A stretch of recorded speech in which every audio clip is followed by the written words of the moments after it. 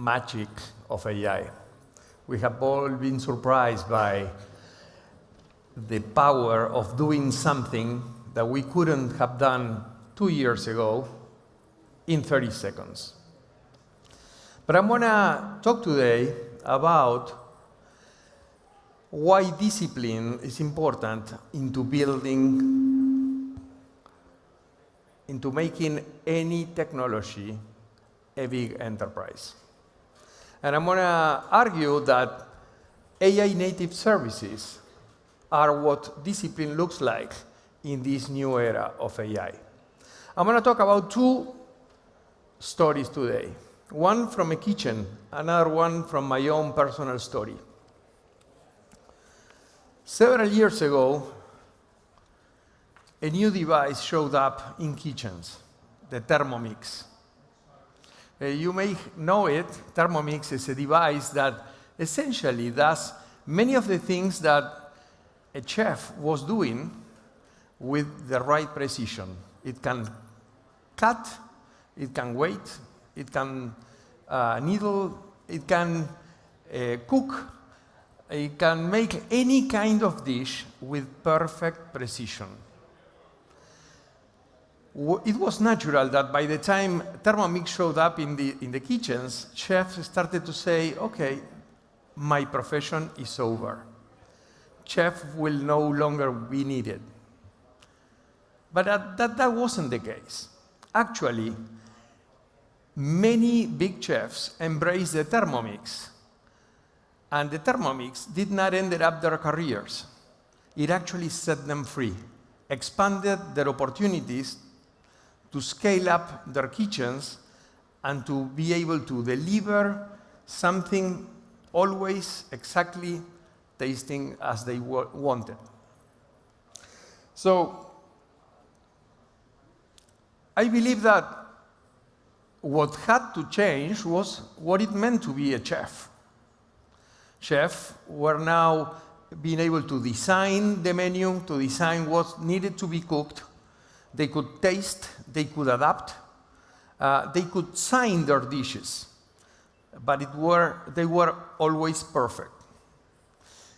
Something similar happened to me when I started Globant with my co-founders.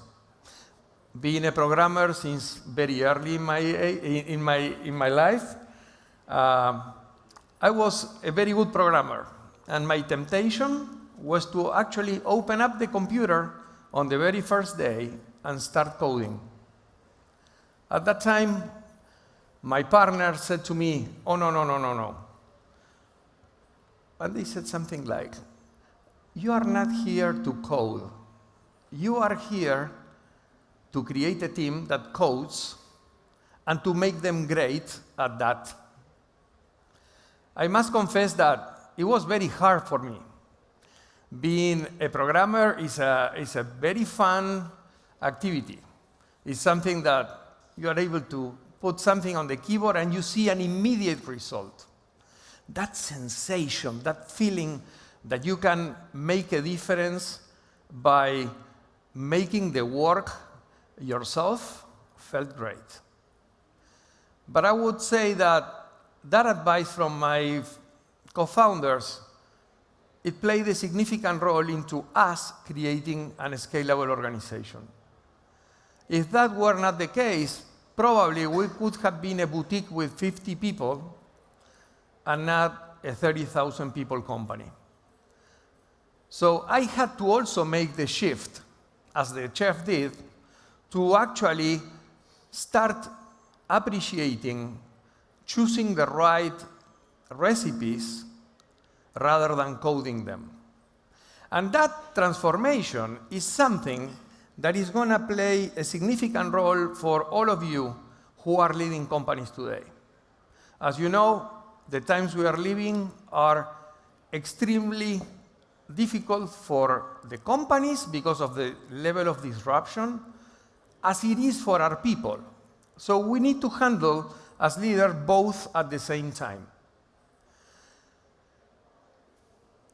And I believe that's going to be a difficult thing for everybody to do.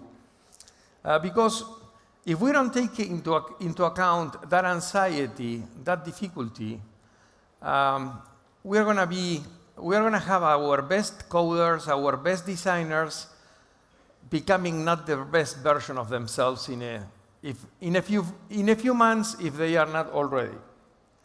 So I believe that's something to have in mind.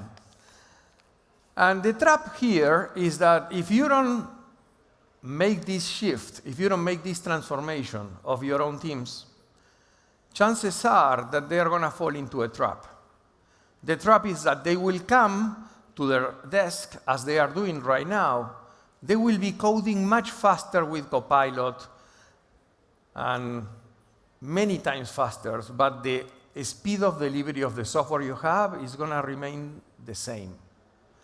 Your marketers will be producing 5x the number of pieces that you have, but the pipeline won't move.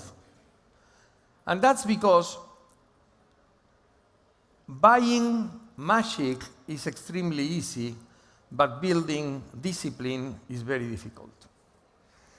So nobody actually asked them to redesign the menu. So what it is the Thermomix and in the AI world, and what is a chef in the AI world? The Thermomix is an agentic suite that embeds everything a company can deliver. Whatever you are, a legal firm, or you are a healthcare institution, or you are a software development company, as we are. And the chef is going to be your senior people, those who will need to transform to actually make that shift. And also, not only they will change, and you will need the technology and the people to change, but you will need to change your model. No longer buying hours, not just a token, but essentially shifting your entire company to be delivering outcomes. Outcomes that, in the same way a chef prepares a wonderful dish, creates, is delivery that you can actually replicate over and over for hundreds of customers, customized to every customer needs, without compromising that quality and optimizing it. So I will tell you a little bit of what we've been doing at Globant, and not as a way as a sales pitch, because that's not what we came here today, but mostly to learn about it. If you have been in the business of developing software or acquiring software development in the last decades, you know all the struggles that we had to face. Calendars filled up with stand-up meetings, sprint plannings, a retrospective every 2 weeks, backlogs of bugs that never get cleaned up, and then 30% rework, because at the end of the project, someone discovers that at the beginning, there was something that was supposed to be challenged, but nobody did. You know how that is. So essentially, in our core business, and you can transfer this to your core business as well, we decided to embed all that knowledge, all those processes, all that experience on our 23 years of experience delivering enterprise-grade software into a recipe that could be followed, that could be tailored to our customer needs, that would essentially create an enterprise-class software development lifecycle that takes into account not just the coding activity, which is one of the things in the software development lifecycle, but also takes care of the context. Okay, what are the systems you need to connect? The standards, what are the brand standards? What are the guidelines, the usual guidelines, the visual guidelines, the coding standards, the safety standards, the regulatory standards? Shall we be GDPR compliant? Shall we be PCI compliant? Shall we be HIPAA compliant?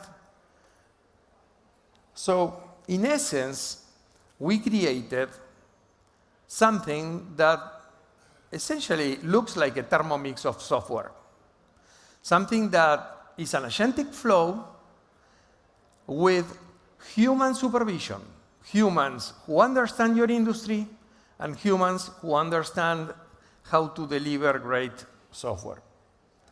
So, in essence, we have improved, we have shortened a process where standards were typically on a document, on a slide, but nobody were following, nobody was adhering to that. So that's what we call AI pods. And we've been delivering that on a subscription based for our customers for over a year now. And I would like to share a few learnings in this process. We have learned that the tech part is easy. Easy. We can say it's not that easy, but essentially it was easier than the cultural change that comes associated with this. We had to redesign our incentives. Imagine if you are selling hours or you are rewarding your people for selling hours, then you are not going to get very far. You needed to change a lot of different things to actually make that happen. And you need to find the right people and select the right guys to actually come and join that team. But we also learned that our customers' problems was not a technology problem, was an alignment problem. Many of the vibe coding that is happening out there gets us excited, but it's done by one person during the weekend, haven't gotten any consensus about what they are building. So on Monday morning, they show up, and suddenly they say, everybody should have an opinion regarding this. Everybody, from the person who runs the environment, how safe is this to connect to our existing infrastructure? And for that reason, according to an MIT study, only 5% of the amount being put into AI investment at the enterprise actually pays off. So the model is not the problem. The alignment and the people are the problem. So I would argue that for next Monday,